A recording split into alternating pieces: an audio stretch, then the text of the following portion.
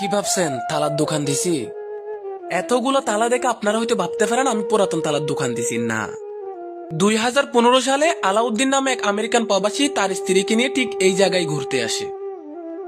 তখন তারা ভ্রমণের জন্য একটা ইঞ্জিন বাহী নৌকা নিয়ে এই লেকের মধ্যে সৌন্দর্য দেখতে যায়। কিন্তু দুর্ভাগ্যের বিষয় হলো প্রবল ঝড়ের কারণে নৌকা এদিক ওদিক হওয়াতে তার স্ত্রী ভয়ে নদীতে ঝাঁপ দেয়।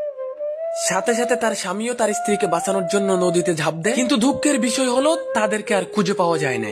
ঠিক 3 দিন পরে এই জায়গায় তাদের আলিঙ্গন অবস্থায়, অর্থাৎ একজন আরেকজনকে জড়িয়ে ধরা অবস্থায় তারা এখানে ভেসে ওঠে। অর্থাৎ জীবনের শেষ মুহূর্ত পর্যন্ত তারা একজন আরেকজনকে ছেড়ে যায় নাই। ঠিক তাদের স্মৃতির স্মরণে এই জায়গায় লাভ পয়েন্ট বা লাভ লক এই নিদর্শনটি তৈরি করা হয়েছে।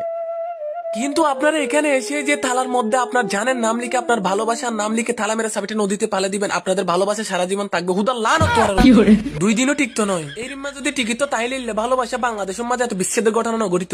সুতরাং তালা মারার দরকার নাই, ভালোবাসা করো তালা মারি দাও।